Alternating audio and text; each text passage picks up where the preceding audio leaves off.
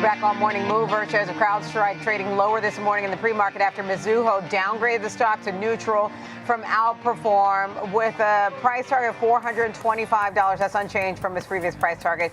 The analyst saying after recent channel checks, some potential risk factors have emerged for Crowdstrike, but notes the shares have remained robust and still trade near the current price target.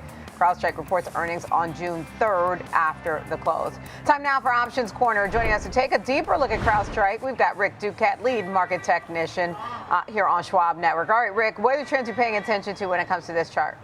Crowdstrike is a really fascinating story of how things can turn around in this stock market game. You see that we had that massive outage here. It's completely been erased. We're above not only the technology sector as a whole, but above the S&P 500 as well. Crowdstrike is up about 27% during the past year. So we can see now as well that we are a little bit short of those highs that we established, 455 around that area, 455.59. And we did not make a new high as well over our previous peak from a couple weeks ago. And we've pushed beyond our upward sloping trend line here. So our trend line has been broken. We did hold on to support at our yellow 21-day exponential moving average, but it seems like a bit of an interruption here in what's been a nice kind of a W-shaped rally here where we held support at this green line here that marked an old gap level back here. So 308.89 was a notable downside level as well that price did manage to hang on to. We can see that RSI is still hanging on above the 50 midline. We're still above our green trend line as well. We can see now, as if we look at our other studies, standard deviation channels and volume profile, we are near the +1 standard deviation channel, so a relatively extreme price level that traders sometimes use as resistance. A volume node comes in near 430, then our point of control, our heaviest trading area, stands out near 381. All right. Thank you, Rick. Now to take us through an example trade, we've got Tom White, senior options contributor and co-host of Fast Market. All right, Tom, so how would you set up an example trade for Crowdstrike, especially after this analyst call? We've got a couple analysts out on this one, but Morgan Stanley more constructive on Crowdstrike. They've got a higher price target, $455. How would you go about an example trade?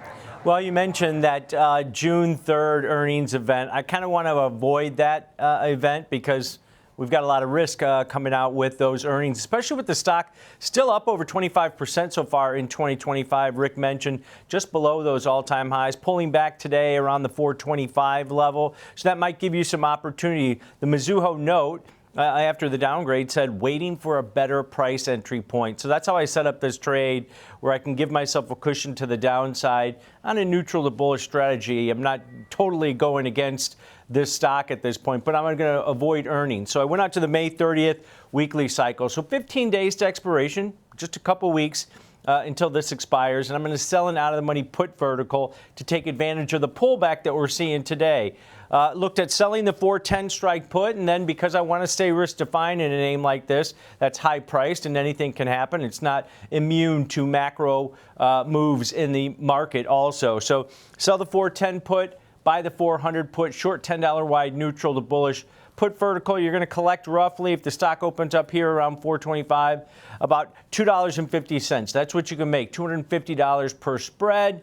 Now, your risk is about $750, but your break even on this one all the way down at 407.50. That's about 5% below the current share price where the stock's going to open up. So you're going to give yourself that cushion to the downside, staying risk defined in this one, avoiding that earnings event, trying to take advantage of the pullback in the shares that we're seeing today, but still remaining optimistic on this one. I think one of the key things with a lot of these strategies that we give is staying risk defined, right? Because you never know what can happen on these names. So on a $425 stock, you're not going to sell a cash secured put or a naked put in this type of strategy. You want to stay risk defined so you know exactly what your downside is in case the stock does move down below that 410 level.